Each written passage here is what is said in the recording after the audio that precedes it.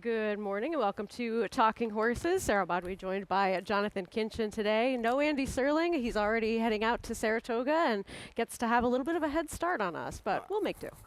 Yeah, we'll see him sooner than later. We I would sure imagine.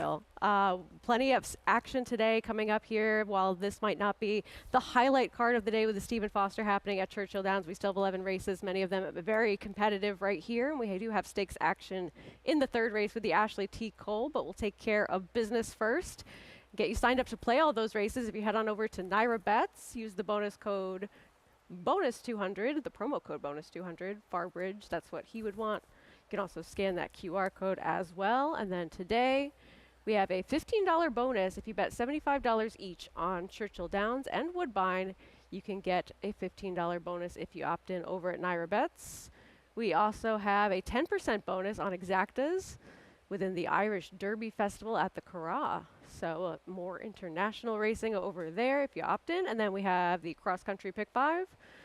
2 from Laurel, 2 from Monmouth, 1 from here in the fourth race. Not an easy one to start things off with from here, but certainly looking forward to seeing how we have that sequence. We'll have Laurel on today with Kelly Francois reporting, and we'll have Monmouth with Paula Duca out there as well. And so you can catch all the action.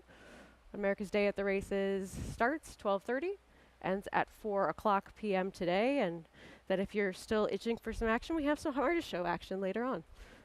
Love it. You staying for the harness show? No, but maybe I'll watch it at home. Okay. All right. Sounds good. Race number 1 is actually a pretty competitive field here as we'll take a look at this group. And I think the horse that's sort of the interesting comebacking type is Bergen, going out for Brittany Russell, who will have post time later on today at Laurel. I didn't really know what to do with him, Jonathan. He's only run once so far this year. He doesn't really have any early speed, but this is his best race that we're taking a look at on Byers, the Jimmy Winkfield, and he ran very well in here. Yeah, he did. He ran well. It was on a muddy racetrack, and he hasn't really come back and matched that. I forgive the Gotham. That just didn't work out for him. But there's some other races surrounding there that just don't really seem all that fast. And for a horse who ran in the Gotham, who's got a win in the Jimmy Winkfield, I just feel like he's going to be a little bit over bet. But can he win? I suppose. I just thought the 6 stolen base was going to trip out here. The outside draw has tactical speed in a race that doesn't have any speed types, and figures that suggest that stolen base could be sitting on a nice performance. And he's not going to be too far off of things either, which I think is sort of the concern that I have for Bergen. He's also going to be a better price towards the outside. And ultimately, while I did take another horse out of that same race that he comes out of 2 back with one of my Macron, I'm going to take a look at Win It because he is your horse that's taking considerable money in here. And I don't have any argument with him being the horse to beat. The problem is that he doesn't get out of the gate, as we'll take at his most recent starts, both of them where he's slow to go. He doesn't have that initial reaction to jump out of the gate in there, and he ends up being much further back than he generally does his best running. They tried to add blinkers, still wasn't effective with getting him to be sharper out of the gate, and you can see once he breaks slowly, he just doesn't engage and move up to be a part of the pace, versus an example where we have to go back to last year in November. He actually gets out of the gate. He ends up going towards the front in here, and you can see that he has a little bit more of that early speed and interest early on in this race to sit just off of a horse and disarmed, and then ultimately he's going to finish a very game second, just beating a nose to Tabagaush, who we'll see later on today. On occasion, this horse has made the front, and when he's done it, he's had Kendrick. Kendrick has also been on him when he breaks poorly, so I think it's sort of a coin flip.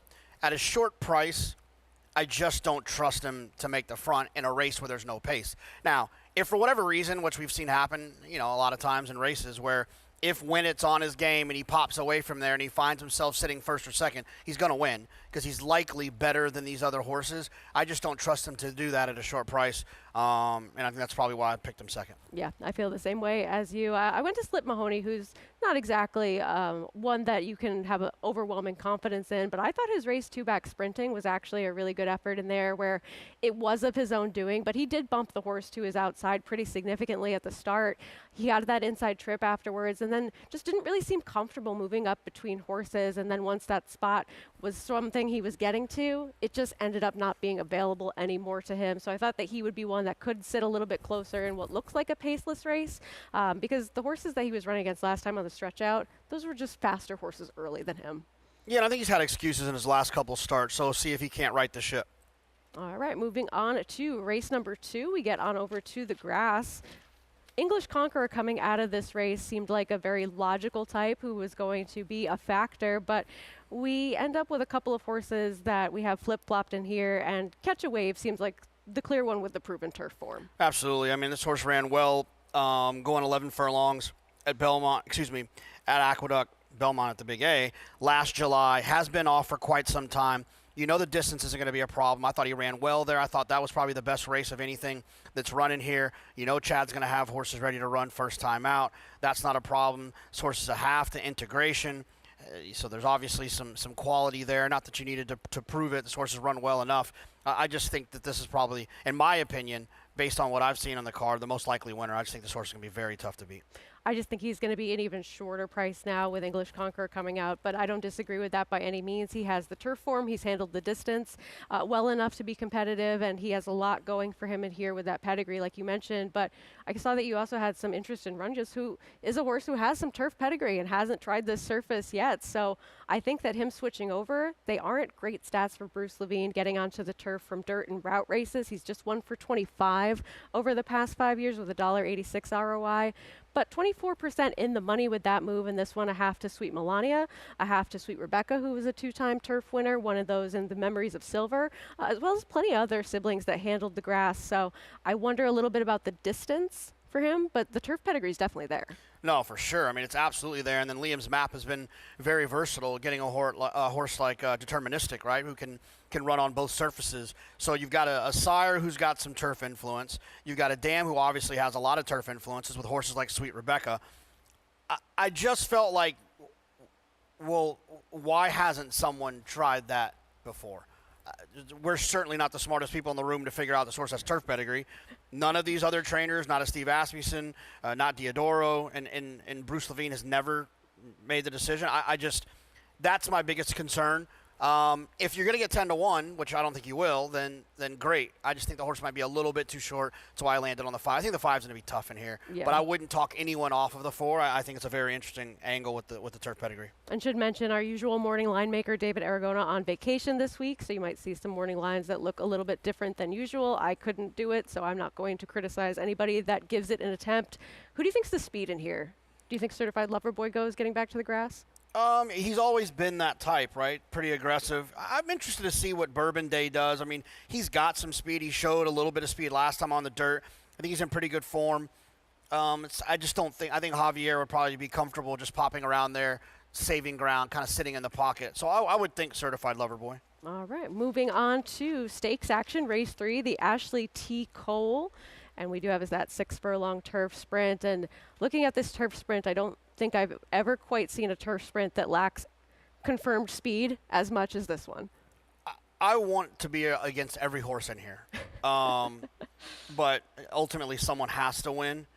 I went with Sinbei just because the new Sinbei doesn't really have a lot of early speed.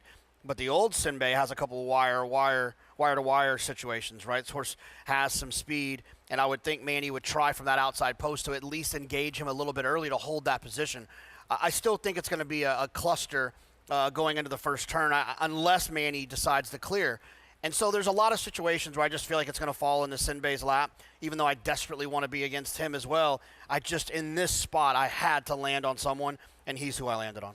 And he's shown that early speed in the past, and that's sort of the angle that I went with for the horse that I end up picking on top in here. But we can show back that elusive quality stakes where it really seemed like the pace was coming apart at the end, and you saw horses like Senbei first off the layoff making that later run towards the outside, Bold Journey as well. 26 Black was the one that was up closest of those, and I might argue that as of late, he's probably been the most consistent. I just didn't want him at 5-2. Yeah, he's one of those horses that circumstantially he ends up finding himself in a good spot based on his pace figures. He's not the quickest. He's not going to make the lead in here, I don't think, even with Ricardo Santana being as aggressive as he wants. If he does make the lead, they are going very, very slow, and Sinbei will also be in a pretty good position to kind of run these horses over. I think he's going to work out a good trip from the inside, another one that I don't necessarily trust. But at 2 short prices, give me the horse on the outside. I hear you. I'm kind of hoping that Run Curtis Run can refine some early speed that he once upon a time had, and I think that it's probably fair to think that's a little more of a long shot than a horse like Senbei, who at least has shown that recently. But looking at the rider change here, I do like Javier Castellano getting aboard for today. This horse who, it was such a difference of 2 trips in his last start at Belmont at Saratoga, where Works For Me, Flavian Pratt aboard, got to save all the ground, come right up the rail in here, and he ends up having to go out into the middle of the race course. It ends up being very close. Ultimately, in the end, he was never going to win this race, but I think that he lost ground pretty much every step of the way and does not need to be as far back as he has been in his last 2 starts. Even if you just go back to 3 starts ago last year, he was a little bit closer. So he has to get faster, but I think that his running style might be different enough today. Yeah, I just don't trust him. He's just a horse. He just always feels like he disappoints. A lot of single-digit odds, and only one win in the recent form. I hear you on that. As we move on to race number 4, we have a maiden claiming for $100,000 in here, and we can take a look at Interceptor, a horse who is 2-1 on the morning line, who comes out of a race at Keeneland where he was the number 12 horse in here, full field. The race was controlled on the front end. He has a moment where he's about to make a move and ends up steadying back a little bit. And I thought he ran well despite that to still get a minor piece of things. Blinkers go on in here. We'll see what we get from him today. Yeah, I mean, he's the obvious one. I wanted to try to do something a little bit cuter in here. I wouldn't try to beat this horse in multi-race wagers or anything like that, but Interceptor for me puts the blinkers on, broke a little bit slow last time, has kind of always not shown a ton of early speed, but that last race, he got a pretty good figure for that 5th place performance where he was beaten 8 lengths. But there's been 8 horses that have run back, 3 wins and 4 seconds out of that race. So it's a pretty good race. And now he shows up in here. He's running for a tag. This feels like one of those Chad droppers where he's being realistic. He knows he's going to win this race. He knows someone's going to take the horse, and he's going to just try to turn the page for the ownership group and move on. I think Interceptor makes a lot of sense. I just thought he'd be a little bit short, so I landed on the 3 Barb, who I thought ran well last time. Switches to Mike Maker. You'd like to think you can get an improvement out of a Maker switch like that, and I just thought you'd get a better price on the 3. I agree. I ended up going with this one as well, a horse who in his second start faced a horse like Strategic Focus, who ended up crossing the wire first but was DQ'd up in Belmont at Saratoga. He was facing a really tough field in his debut. I like that the blinkers go on this one, and we can take a look at that start where he ends up finishing 3rd in here. And I just thought that he was one that could have a little bit more of that early speed naturally than a horse like Interceptor and would be a slightly better price. Yeah, and you get Ricardo Santana, who's going to be, he's I don't want to say he's an overly aggressive rider, but he's aggressive when the time calls for it. And I think in a situation like this, putting the blinkers on, wanting to kind of get to the bottom of Barb a little bit here, I just feel like Ricardo's going to be a little bit more aggressive. Now, this is a price situation for me. I think the 2's a more likely winner. I just think the 3 Barb is a better wager. I think he'll be sitting closer as well as we move on to race 5, where we did see Silo Ridge come out of here, as well as Bezos, who is sort of an anomaly in some sort of fantasy land where he doesn't actually make it to the racetrack but keeps being entered. And I think there's going to be more speed in a race than there ultimately is. But you've gone to the horse who makes the most sense in Tabaquash. Yeah, I wanted to pick the 8, but I just didn't trust off the trainer change. You know, if going from Rob Atras you can go all the way back to Tom Amos to Rob Atras, to David Jacobson to Rob Atras to Linda Rice to Brad Cox to Rob Atras. Those are a lot of trainers that I trust, and now with connections that I don't. That was the problem for me. I couldn't get past. So I went with the 7 and the 8. The 8 does have a nice draw, but I thought that the 7 Tabawash just felt like. Especially the last race. I wasn't 2 races back. I was going to forgive the last one. I wasn't crazy about that race, but the pace wasn't particularly quick. Sometimes weirdly run races like that can give weird results. But the race 2 back for Tabawash, I think, will make him very tough in here. So 7-8 for me. I thought the 1A was the half of the entry that was interesting, but obviously the entry is going to be overbet.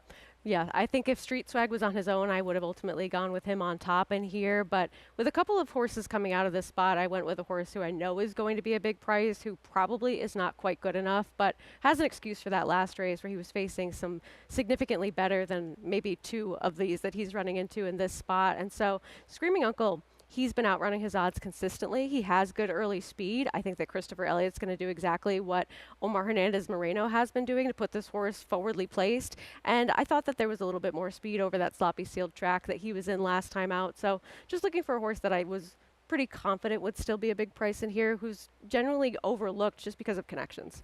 Yeah, I mean, that happens from time to time, but, it's and these are the types of races, right, where it's not like I'm in love with the 7 or the 8. And so I think taking a chance like that on a horse that's not too far off from a figure standpoint, that has, connections that don't win at a high percentage, is an opportunity to try to pick up some equity. All right, we will take a quick break, and we'll be back with race 6. Horse racing? Check. Weekly promotions? Got 'em. Huge payouts? You bet. With Naira Bets. Download the app today and bet on any track, anywhere, anytime with live HD horse races, betting tips and tutorials, expert picks, and more. You bet with Naira Bets. Join now for a new member bonus at nairabets.com.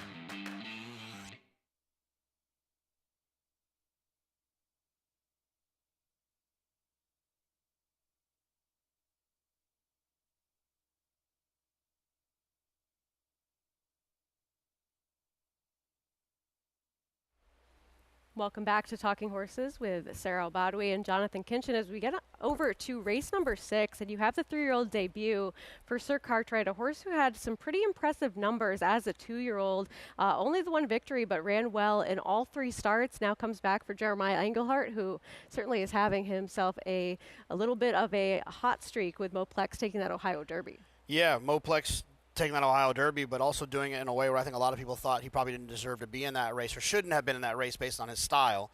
And Jeremiah shoved everybody in a locker with that performance. So good for him. Congratulations to them. And he's a very nice horse. As far as this one, I'm a huge believer in figures that were earned as a 2-year-old that fit with what these horses are running now. And now you're going to get the grow-up potential, the maturity potential in Sir Cartwright. I just felt like this horse is going to be very tough. Second most likely winner on the card for me, outside of that turf horse earlier, Catch a Wave. I think this horse is going to be very tough if he takes a step forward. I suppose he will take a step forward. That's why I like him so much. And I think you could even make the argument that if he doesn't necessarily take a step forward, he could still be effective here if many of these run their last race, because a couple do have numbers that are faster than him, with trust funds being last time out. But before that, a lot of these horses have those races that are in the mid types of 70s or slower than that on buyers. So it seems as though even if he just comes back as a similar type of horse, which I also think he has every right to take a step forward in here, he could still be effective. But I went to Trust Fund because I just thought that he was one that was facing a much tougher than normal $30,000 non-winners of 2 last time out, with Reynolds Channel dropping in class that day.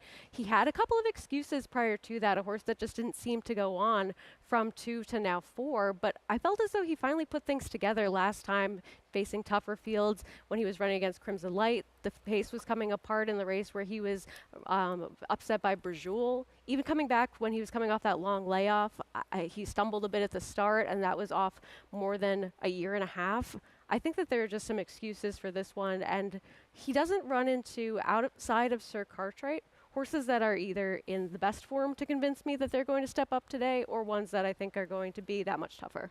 Yeah, I mean, I thought it was a little interesting this horse didn't get claimed last time, too. Trust Fund ran as well as he did, was in for a tag, didn't get claimed. I thought that was a little curious. Yeah, I mean, look, if I'm wrong about Sir Cartwright, this is who I thought would win. He ran a nice race last time, and he's got an excuse to take another step forward, I suppose. But I just don't necessarily trust him. But if he does go off around 9-2, I think it'd be worth just trying to figure it out. I just don't trust Fund. Well, I don't think his connections did either as they put him in for that price tag. But yeah, very interesting he didn't get claimed, so that's a good point to bring up. Race at number 7, we're on the inner turf. Rails are at 9 feet for today. And you went to the horse towards the outside, and Gene and Jude, who just has some reliable turf form, even though it's only 3 starts, and early speed. Yeah, exactly. And from that outside post, it gives some options from out there. And this is a Glen Hill Farm homebred. You know, this is the game they play. 2 turns on the turf. You get Tom Proctor's back training for Glen Hill, which is exciting. Always like to hear him in post-race interviews. I just thought this horse from the outside made a lot of sense. I thought the 9 was the main competition, who's no longer in here. So tactical speed in turf races obviously is a huge weapon, and one that I always take pretty seriously. Gene and Jude has that. Yeah, definitely. And I think that we haven't seen this be a turf course that you can't have a little bit of a wide position and you absolutely have to be right next to the rail, especially with how they've transitioned the rails to be at 9 feet. So I think that this one makes sense and could potentially try to cross and clear. A horse that I went to is Mo Creasa, who has that little bit of a recency edge on Gene and Jude. But this one, I think I just want this horse to be able to get into some sort of effective early position, sort of mid-pack, because he's capable of being a little bit more forward. Ricardo Santana Jr. has been up for the last 2 starts, including one of them a huge effort, finishing 3rd at a big price behind Rhetorical 2 starts back. And then I just thought the pace that he was in last time, he was able to sit close, he was able to save ground, but ultimately those were better horses than I think he's running into in here. So I just like that he at least had those turf starts that hinted at him having some reliable ability relative to this group. And then I think the other horse is just doomed having that claim, Brad Cox, and just less chances to be ineffective and taking that step forward last time. Last time Mo Creasa was 5-1, he won. And then he's been 20-1, 93-1, and 27-1 since. To your point, he's been facing better, probably too much better. Now he's in with a chance where he'll be single digits, means that the group is more appropriate for him. Yeah, definitely. So we'll get on over to race number 8. And this is actually an interesting group that we're going to see here for this maiden special weight, the New York breds. And you've gone to Sir Oscar, which comes out of the same race as Mo 88, the horse that I have on top, both of them running into Coach Case, who was Miguel Clement's first winner. Absolutely, and a short price winner at that. Sir Oscar just ran well that day. He's a horse that hasn't run since March prior to that. So you'd like to think there's going to be another step forward, especially for a trainer like Graham Motion, who's not like, you know, cranking horses up to run their best lifetime races first off of a little bit of a break. It's more of a progressive type where you'd like to think that they'll improve. I think Sir Oscar will improve. And if you look around in this spot, there's just nothing really to get too nervous about. You know, the horses that have run significantly. Not significantly. They have run slower than what you've seen from Sir Oscar. So if Sir Oscar is expected to take a step forward, the other ones keep running their same races. I just think he's going to be very tough to beat. Yeah, I don't disagree with that. I think you want horses coming out of that race. And so that's where I went with one that I thought just had a little bit more of a wide trip. Was the debut for this one with Mo 88. I like that this one potentially could improve off of that start and maybe save a little bit more ground in here, have some more early speed. So at a price differential that admittedly isn't too much. I just thought that he was one that was an interesting alternative, but I think it's really these two. And then I didn't have much that I could really recommend at a big price outside of those two. Did you? No, not really. And I mean, those are the two for me. And it's one of those situations where, you know, the reason I ended up landing on the 3 is because I felt like the 3 and the 6 ran against each other. Neither had an over-the-top excuse, and the 3 just was a little bit better. The 6 obviously could take another step forward. This is a very price-dependent thing. If they overbet Sir Oscar, which I could see them doing, and Mo 88 ends up drifting a little bit or staying around that 6-1, I think that your situation here of playing that horse on top is a smart one. All right. And then kind of a crazy idea to just throw in at the bottom of the superfecta. Come Full Circle is a giant price, but was weirdly favored last time out. And I have no idea why, and I probably won't find out why in here, but I had to put this horse in because horses that get bet like that first time on the turf, usually somebody thinks they know something, and I'll give them another chance to be wrong about it. Yeah, that's I think following the money is a great way to try to find some ideas, and that's a great point. That horse was bet pretty heavily first time switching to the grass after doing no running on the dirt prior to that. And then really did no running on the grass either, but we'll see what we get today as we get to race number 9. I thought this was kind of a competitive group, and I totally respect the horse that you put on top. It's just that she doesn't win with Dolce Sarah, but I will say she was tactically a lot more involved in her last race. So I like to look at the pace projector on Timeform US, and a lot of times, and actually, I like to handicap backwards from front to back, especially on the dirt, because I just feel like it tells a story of the race. Most people handicap, you know, they'll just start at number 1 and they work their way down through the past performances. I think sometimes I use the pace projector to do it based on pace.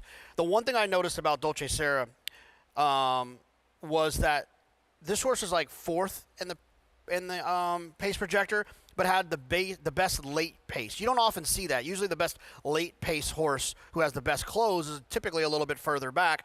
I thought this horse was above average in closeness for being the best LP. So for me, I was going to pick the 3 because I projected that horse to be in front. I think it's a very wide open race, 3, 6, 8, 9. I felt like in that order I liked the most.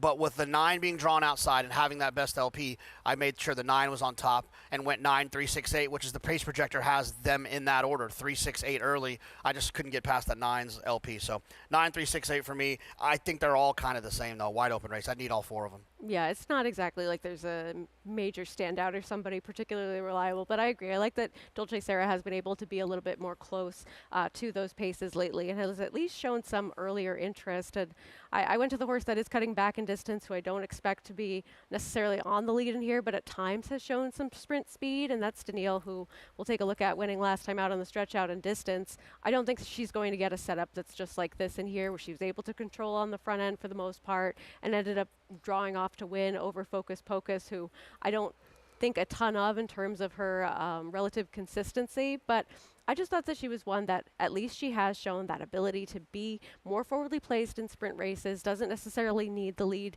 to be a part of it, or is just one that also is kind of that new face to a group that I've seen enough of Harlan's Bond, I've seen enough of Dolce Sarah, and there's nobody else that I thought was in good enough form to try to take a shot with. Yeah, I've got, like I said, I thought it was a wide open race. My knock was I thought this horse got a great trip last time. She did, yeah. And I just struggle playing horses off of great trips. The problem is they usually get those trips over and over again because that's who they are, that's their style. So couldn't talk you off of that one. But I mean, if over bet, a great point to bring up as we get to race number 10. And this is a spot where I think that the 2 main horses are really barnstorming, as well as Royal Brown in here, with Patrick's Promise being a little bit interesting. But we'll start with them and looking back at a race where barnstorming was the number 13, Royal Brown a little bit more forwardly placed as the 3, and these 2 are consistent. They could both win. Yeah, I mean, like I had them both in the top 2 for me. I ended up siding with the 3. Barnstorming, I just trust to that one a little bit more, but Royal Brown has a tactical edge. Right? I love when horses get drawn inside with speed on the turf because it projects that they're going to be able to use that tactical speed to get to the rail, save ground. We know how important it is to save ground in turf racing, and be able to kind of dictate, especially when paces don't always materialize. Here in New York, Royal Brown should be able to work out a pretty good trip. Some things are gonna have to go wrong for Royal Brown to get a bad trip, but the 3 and the 4 to me I thought were the top ones in here. I used the 8 and the 7. You picked the 7 on top, Rohan. I had the horse 4th. I just hope that this one could take a step forward, second off the layoff, and here it comes out of that same race that we just took a look at, and I thought that I really liked the jockey change for today to maybe have somebody with a little bit more aggression, as well as the ability to look ahead and see maybe getting out of those tighter spots that this one ended up in. Was a big price last time, needs to improve to get by those top 2 that we just talked about, but I at least like that this horse showed some forward progression from 3 to 4, and at least with this one maybe coming second off the layoff in here is one that could improve a little bit more to be effective. And then he hasn't been on the turf in a little bit, but Patrick's Promise seems to be a horse that appreciated that surface. Yeah, he ran well. First time he tried it at Colonial back in 2024, and then down in South Florida he caught the synthetic a few times, and I think it's a little look, if a horse runs well on synthetic, does it mean they're going to like turf? No. Does it mean they could like turf? Yes. This horse obviously did like the turf running on it first time. So Patrick's Promise is sneaky, and I think could probably be ignored a little bit. I think the 3 and the 4 are going to take a lot of money. I think the 7 could also take some money. I think Patrick's Promise could drift up a little bit.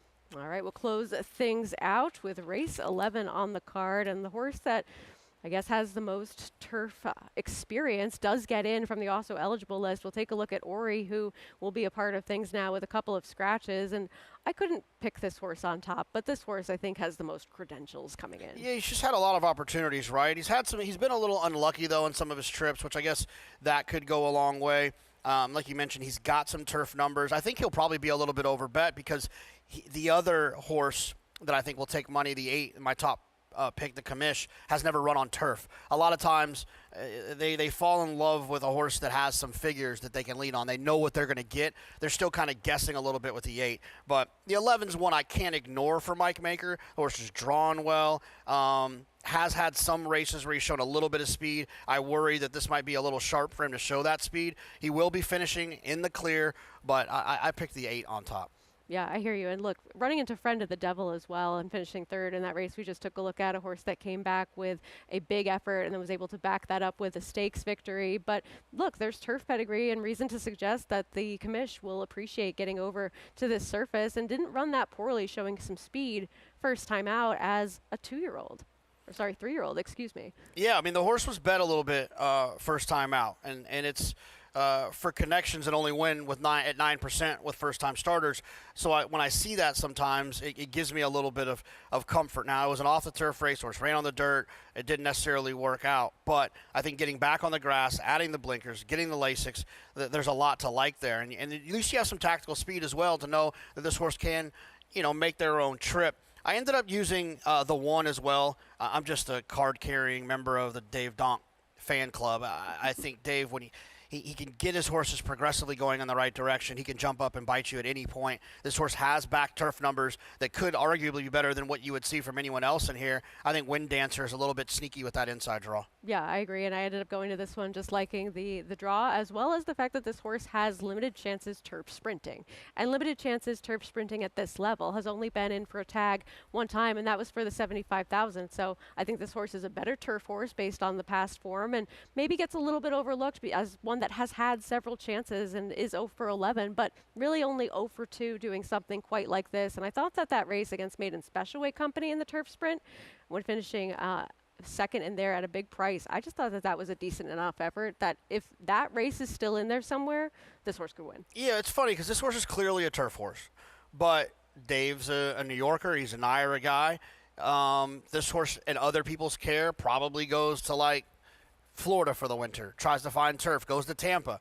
But Dave just keeps the horse here, keeps the horse happy, develops the horse, continues to work with the horse, and now gets a chance to get back on the grass. And against New York bred company, too, 100%. which is, I think, why they probably wanted to stay in this spot. But I also wonder, too, maybe it's a sign of confidence coming off that little bit of a break, putting this horse in to a scheduled turf race at the maiden special weight level after being like, all right, we could let this one go. It didn't happen last year. Then they bring this one back into a good spot.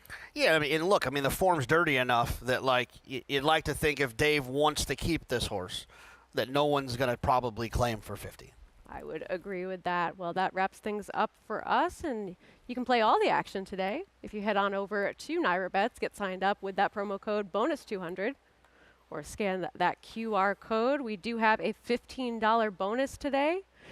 You can bet $75 each on Churchill Downs and Woodbine and get a $15 bonus if you opt in over at nairabets.com. We also have a 10% bonus over in Ireland at the Irish Derby Festival. If you hit an exacta there, you got to opt in for that one. We have the cross country pick 5, starts in race number 4 here. And then we go Monmouth Laurel with a couple of stakes happening at Laurel today. And you can catch the action coming up.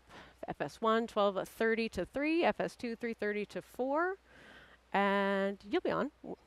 I believe I'm on the entire time. I think you are. Yeah. I'm ready? Yeah, I think, well, allegedly. Allegedly. Got a lot of racing. We do. All right, looking forward to today. We'll be covering 3 different racetracks here, Monmouth, Laurel as well. And thanks for tuning in, and best of luck today. Horse racing? Check. Weekly promotions? Got 'em. Huge payouts? You bet. With Naira Bets. Download the app today and bet on any track, anywhere, anytime with live HD horse races, betting tips and tutorials, expert picks, and more. You bet with Naira Bets. Join now for a new member bonus at nairabets.com.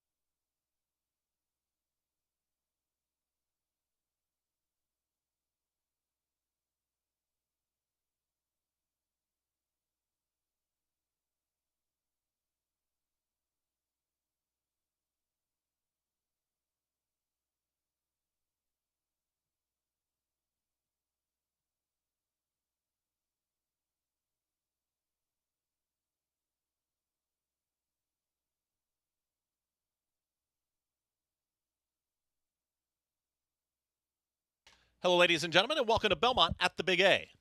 At this time, we ask that you please rise, remove your caps as we honor America with the playing of the national anthem.